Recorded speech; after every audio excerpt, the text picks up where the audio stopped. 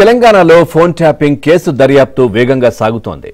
ఇందులో కీలకంగా ఉన్న ప్రణీత్ రావు నుంచి సిట్ అధికారులు కీలక విషయాలు రాబడుతున్నట్లు తెలుస్తా ఉంది. ఇక ప్రభాకర్ రావు పాత్రపై ఆరా తీస్తున్నారు.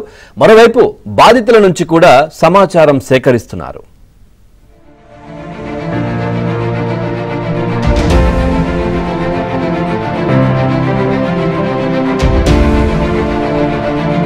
దేశవ్యాప్తంగా సంచలనం సృష్టించిన అక్రమ ఫోన్ ట్యాపింగ్ కేసు దర్యాప్తు కీలక దశకు చేరుకుంది.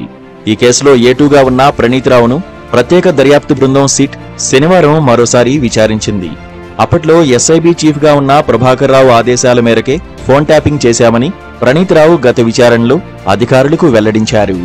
ఈ వివరాల ఆధారంగానే సిట్ అధికారులు ప్రభాకర్ రావును కీలక అంశాలపై ప్రశ్నించారు. అందులో ప్రభాకర్ రావు చెప్పిన అంశాల ఆధారంగా మళ్లీ ప్రణీత్ రావును సిట్ బృందం ప్రశ్నించింది. న్యాయ నిపుణుల సలహా మేరకు అధికారులు ప్రత్యేక ప్రశ్నావళి సిద్ధం చేసి సమాధానాలు తీసుకున్నారు. ముఖ్యంగా దర్యాప్తులో కీలకమైన ప్రభాకర్ రావు నుంచి వివరాలు రాబట్టేందుకు ఆస్కారమున్న అంశాలపై వీలైనంత ఎక్కువ సమాచారం రాబట్టేందుకు ప్రయత్నం చేశారు.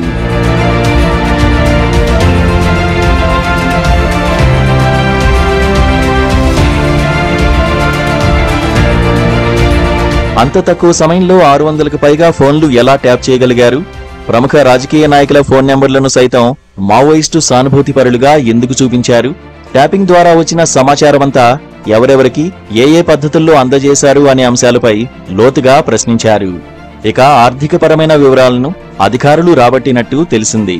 మొత్తంగా 5వసారి విచారణకు హాజరైన ప్రణీత్ రావును సిట్ అధికారులు 5 గంటల పాటు ప్రశ్నించారు. మరోవైపు సుమారు 15 మంది ఫోన్ ట్యాపింగ్ బాధితుల నుంచి అధికారులు శనివారం వాంగ్మూలాలు తీసుకున్నారు. వారి ఫోన్లు ట్యాప్ అయినప్పుడు ఎక్కడున్నారు, ఏం చేశారు, ఫోన్ ట్యాప్ అయినట్టు సందేశం వచ్చిందా, మీరు ఫోన్లో మాట్లాడిన అంశాల్ని వేరే ఎవరైనా గుర్తించినట్టు తెలిసిందా, ఆర్థికంగా ఇతరత్రా ఏదైనా నష్టం జరిగిందా అనే వివరాలను సేకరించారు.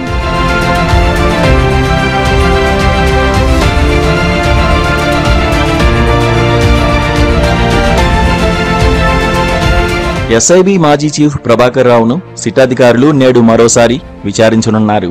ప్రణీత్ రావు ఇచ్చిన సమాచారం, ఇతర వివరాల ఆధారంగా ప్రభాకర్ రావును ప్రశ్నించేందుకు సిద్ధమవుతున్నారు. ఇక రివ్యూ కమిటీ ఆమోదం, ఉన్నతాధికారుల ఆదేశాల మేరకే తాను పనిచేసినట్టు ప్రభాకర్ రావు గత విచారణలో చెప్పడంతో సిట్ అధికారులు నాటి రివ్యూ కమిటీలోని ఉన్నతాధికారుల నుంచి కొంత సమాచారం సేకరించారు. ఈ సమాచారాన్ని ప్రభాకర్ రావు ముందు పెట్టి పూర్తి వివరాలు బయటపెట్టించేందుకు ప్రయత్నించనున్నారు.